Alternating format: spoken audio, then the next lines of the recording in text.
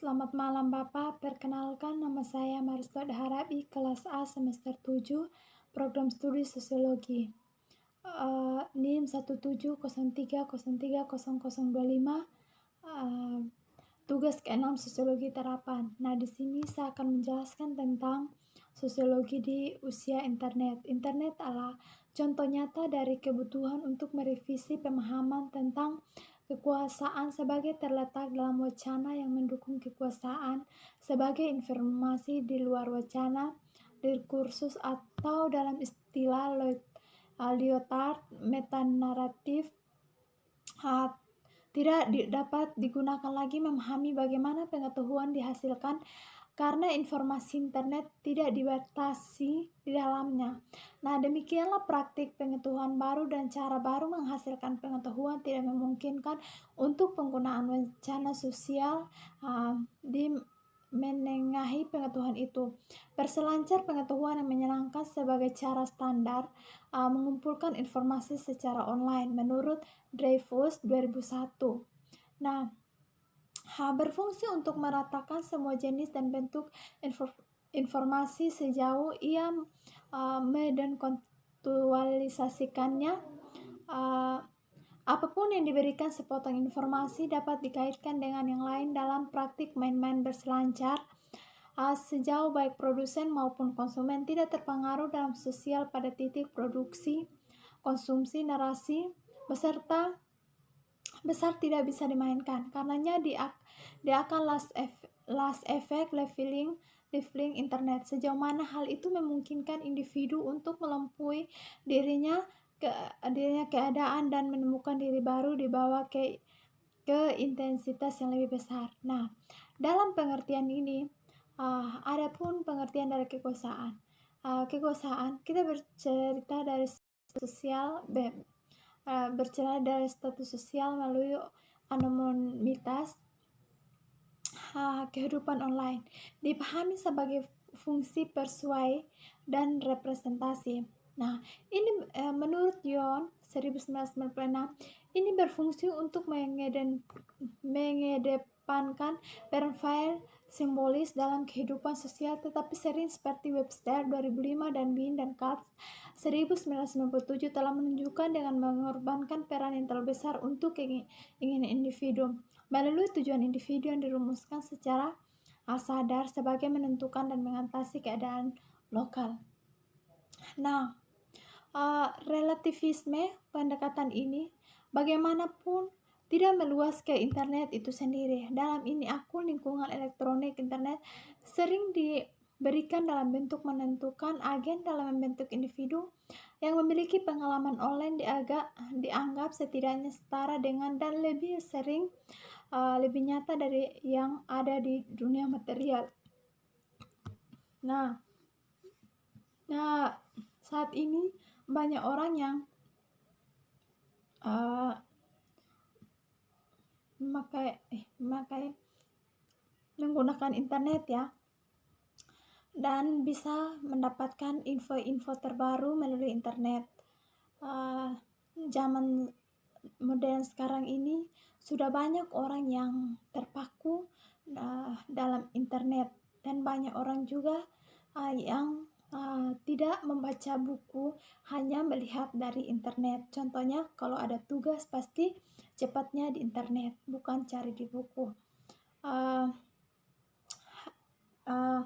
Di sini juga menjelaskan tentang upaya untuk memberikan teori-teori yang mampu mencakup dan menjelaskan internet telah menyebabkan seruan untuk revisi gagasan sosiologis, solidaritas, kekuasaan, identitas, dan diri.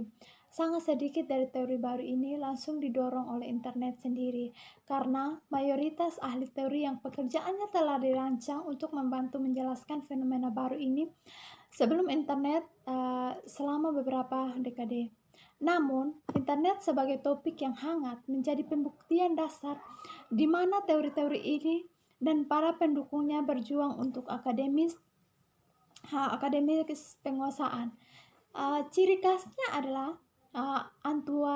antusiasme pertama terhadap internet, garis perdebatan akademis tidak jelas. Namun sekarang Setelah lebih dari 1 dekade beasiswa yang berkelanjutan, perdebatan inti dan bidangnya terlihat jelas. Namun studi tentang internet sebagai fenomena sosial masih tidak koheren, teoritis bermacam-macam yang membingungkan pendatang baru. Nah, di dalam buku ini juga mencoba untuk mendasari perdebatan dengan mengujinya ia dalam konteks perhatian disiplin sosiologi. Ini adalah upaya untuk menetapkan kios dan untuk memberikan agenda untuk penyelidikan sosiologis dari internet. Bab-bab tersebut mengulas bidang media, solidaritas, dan teknologi, menyediakan sarana untuk menghubungkan debat baru kembali ke wacana orang tua mereka dan menempatkan pendekatan sosiologis ke internet dalam tubuh pemikiran sosiologis secara lebih umum.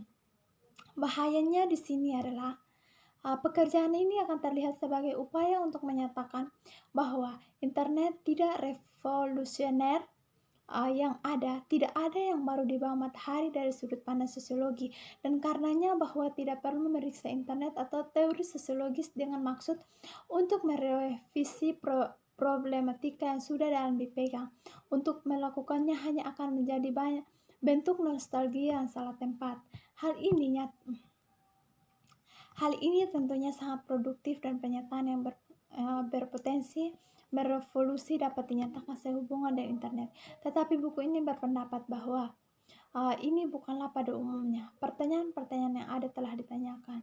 Gagasan tentang jaringan seperti yang dimiliki Intela telah dikembangkan dari ilmu sosial dan jaringan sosial antropologis pendekatan yang dikembangkan di Inggris pada 1960-an yang berfokus pada bentuk ikatan dalam etnisitas sosial melalui jaringan yang lebih heterogen yang dipelajari dalam paradigma aktor jaringan dan seterusnya ke politik dan jaringan ekonomi dari sosiologi.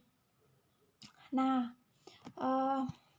di sini juga membahas tentang cara internet bertindak sebagai jaringan, jenis jaringan apa yang dapat dikatakan, dan cara kerjanya internet telah berkembang sebagai jaringan di ruang nyata yang benar-benar ada di internet. Menurut saya seringkali memiliki sedikit kemiripan dan bentuk yang diprediksi oleh baru teori sosial. Bagian 2, melihat internet seperti yang terlihat melalui lensa media studi. Cara wacana media mengkonstruksi internet sebagai objek penyelidikan. Dalam gagasan ini tentang ruang publik dan pengertian di mana internet dianggap sebagai satu kesatuan pusat. Saya menguraikan yang utama pendekatan ke ranah publik melalui pemeriksaan karya Habermas, kemudian mengkaji cara-cara teori Habermas itu telah diterapkan ke internet.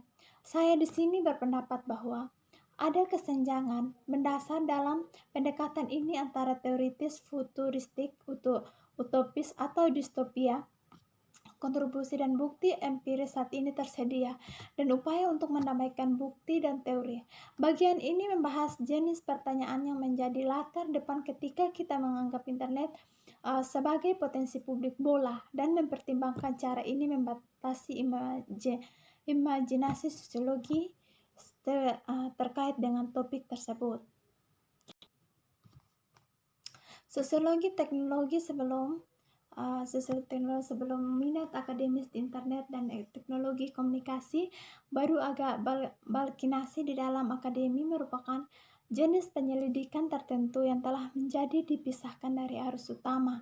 Bagian 4 berpendapat bahwa minat pada internet telah memindahkan bidang disiplin ini ke panggung utama dalam sosiologis berpikir secara lebih umum dan menghidupkan kembali debat di arena ini.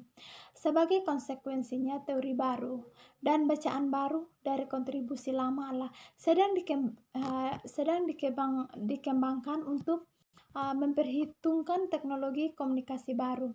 Hal ini menimbulkan pertanyaan apakah teknologi dapat dipahami dengan baik, istilah-istilah monolitik seperti karakteristiknya, dan apakah baru teori diperlukan untuk menjelaskan teknologi komunikasi dibandingkan dengan teknologi secara umum. Di dalam bab ini juga berpendapat bahwa rekonstruksi sosiologi teknologi yang sedang berlangsung di reaksi terhadap perpaduan teori baru di sekitar internet telah menguatkan lapangan, khususnya medan konstruksi kerangka kerja organisasi dan determinisme yang sebelumnya mendominasi upaya untuk memahami teknologi, tetapi hal ini lebih jarang terjadi karena redundansi daripada flat. Di sini juga menjelaskan tentang munculnya metafora jaringan satu pendekatan ke jaringan lainnya. Dalam teks akademik, sastra populer, reportase, media, dan fiksi, representasi terlihat muncul sebagai metafora untuk postmodernitas, spiritualitas, kohesivitas sosial, dunia politik internasional, diri, tubuh, dan bahkan jiwa.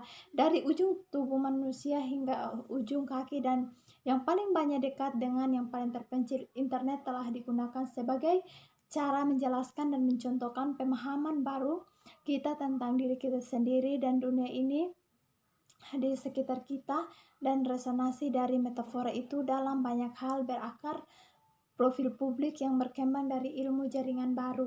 Jaringan metafora dalam ilmu sosial, biologi, politik, teknologi, dan ekonomi berkembang pesat sebagai cara baru untuk mengkonseptualisasikan cara kerja dunia material dan sosial.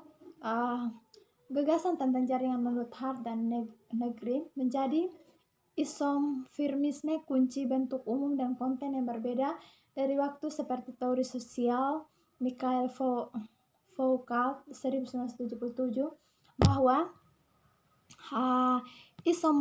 isomorfisme dari abad ke-19 adalah lembaga panoptis penjara itu sekolah, rumah sakit, dan tempat kerja. Jadi saat ini jaringan telah digunakan sebagai bentuk umum dari institusi dan imajinasi kita. Mungkin hanya ini saja yang saya bisa menjelaskan tentang sosiologi